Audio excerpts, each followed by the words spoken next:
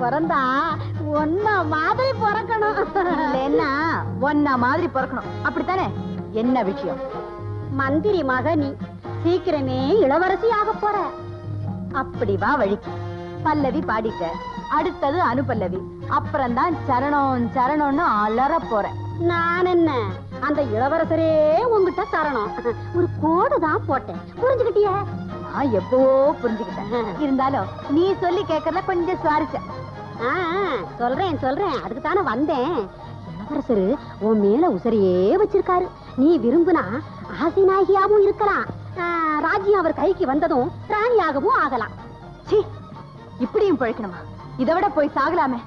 பெண்கள் நாசமாகிறதுக்கு நீ ஒரு பொம்பளைய காரணமா இருக்கியே. சிச்சி, என் மூஞ்சிலே முழிக்காத. பள்ளி கல்யாணம். பாதி மதி நதி போது மணி தடை நாதனருளிய குமரேசா பாகு கலிமொழி மாத குரமகள் பாதம் அருடைய மணவாளா. எதடி படிக்க? படிக்கா. எப்ப பாரு இந்த உலகத்துல இதே பேச்சுதான். ஆனா பொண்ணா அவங்களுக்கு கல்யாணமா, பிறகு குழந்தை பிறந்து அது வளர்ந்து அதுக்கு கல்யாணமா. எனக்கு எதுவுமே பிடிக்கல. அக்கா, ஏன் எதுலயுமே ஆசை இல்லாம பேசுது? ஆசையா? அது வரக்கூடாதே. ஆசை சனிக்கிழமை ஒரு இடத்துக்கு வந்தா ஆபத்து ஞாயிற்றுக்கிழமை வரப்போகுதுன்னு அர்த்தம். இது வரைக்கும் தெரியலனாலும் இனிமே தெரிஞ்சுக்கும். ஆமா. ஏன் தான் இந்த அம்மா கல்யாணம் கல்யாணம் என்ன தொந்தரப்படுத்தாளோ? எனக்கு தான் பிடிக்கல. பெரியவங்க சொன்னா கேட்கணுமா? அபிராமி, மாப்பிள்ளை வீட்டுக்காரங்க எல்லாம் வந்துட்டாங்கம்மா. இது எதுக்குமா? இது நம்ம சம்பிரதாயம்மா. பெரிய இடத்துல சம்பந்தம் வச்சுக்க போறத நினைச்சு எங்களுக்கு சந்தோஷம் தான். எனக்கு சந்தோஷம் தான்.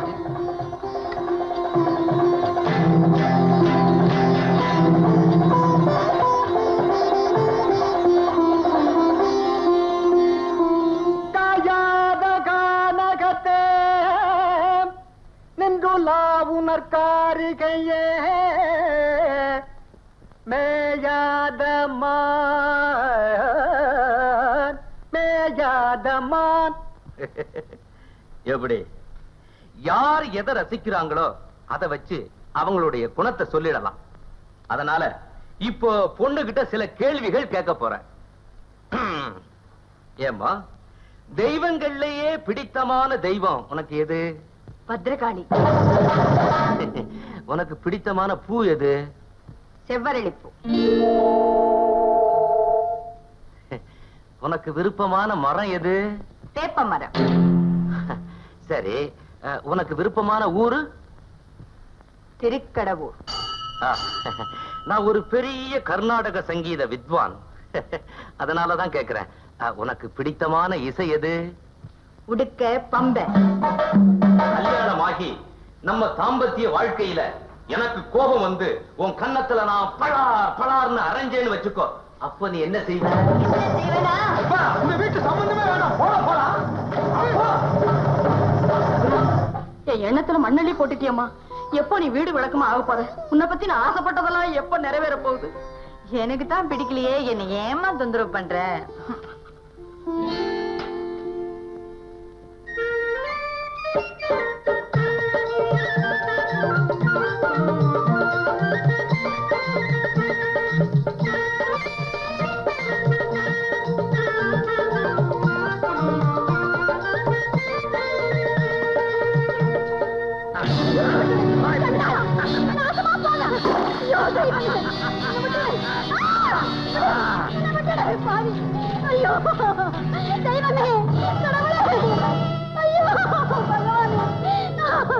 என்ன விட்டுடு.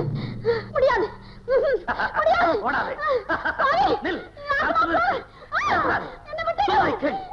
என்னிடமிருந்து நீ தப்ப முடியாது. நீலமே, மரியாதை அவளை விட்டுடு, இல்லைன்னா உன்னை கொன்னுடுவேன். இந்த கள்ளிமலரை பற்றி அந்த பாரிஜாத மலர் கவலைப்பட தேவையில்லை. நான் கொடுத்தனுப்பிய உரிமையை நீ எடுத்து வந்திருந்தால் இப்படி என்னை கண்டிக்கும் உரிமையும் உனக்கு இருந்திருக்கும். விரும்பியது கிடைக்கவில்லையே என்று கிடைத்ததை அனுபவித்துக் கொண்டிருக்கிறேன். இதில் நீ குறுக்கிடாதே. பாம்பை நகைன்னு பரமசிவன் சூடி இருக்கலாம், பாவி உனக்கு அந்த ஆசை வரலாமா? நான் நெருப்பு. இந்த மாதிரி காட்டு தீ எங்க பத்தி எரிஞ்சாலும் அதை நான் ஊதியா அணைச்சிடுவேன். ஜாக்கிரதை. நீ வாமா. அபிராமி! மது! எல்லோரும் எங்கே இருந்தீர்கள்? இங்கேயா இருந்தீர்கள்? கண்ணா மூடிக்கிட்டு இருந்தா, காதை பொத்திக்கிட்டு இருந்தா. இருவருமே பிழைத்துக் கொள்வீர்கள். மது, நான் பதவிக்கு வந்தால் நீதானடா மந்திரி, நீ சேனாதிபதி. நன்றி. குதிரை சேனாவை தயார் பண்றா. ஆமா, உங்க தம்பி என்னதான் நினைச்சிட்டு இருக்காரு? மாடையன் வரட்டும். அண்ணா, நான் திருமணம் செய்து கொள்ளப் போகிறேன். சந்தோஷம்ப்பா. மங்கம்மா, உன் அபிப்பிராயம் என்ன? பொண்ணு யாரா? மந்திரியின் மகள் அபிராமி. சந்தோஷம் சந்தோஷம். மங்கம்மா, உன் அபிப்பிராயம்? இவர் விருப்பத்துக்கு சாந்தநாயகம்மா சம்மதிக்க மாட்டாங்க. அப்படியே சம்மதிச்சாலும் அபிராமி இதை ஏத்துக்க மாட்டான். அது இருக்கட்டும், சின்னமலை ஜமீன்தாருக்கு வாக்கு கொடுத்தீங்களே, அதுக்கு என்ன சொல்ல போறீங்க? அடடே, ஆமா ஆமா, நீ சொல்றது உண்மை இருக்கத்தான் செய்யுது. இதை எப்படி கல்யாணம் பண்ணிக்க முடியும்? அதுல வில்லங்க இருக்குதே. எந்த வில்லங்கமும் என்ன எதுவும் செய்துவிட முடியாது. நான் தான் நிச்சயம் அவளை திருமணம் செய்து கொள்ளப் போகிறேன். வருகிறேன். மங்கம்மா, மகாராஜா, உங்க தம்பிக்கு நீங்க அளவுக்கு மீறி செல்லம் கொடுக்குறீங்க. அது எங்க போய் முடியும்னு தான் எனக்கு தெரியல. அந்த ஆண்டவன் தான் அவனையும் திருத்தணும், நம்மையும் காப்பாத்தணும். மகாராஜா, சாந்தநாயகம்மா வந்திருக்காங்க. வர சொல்.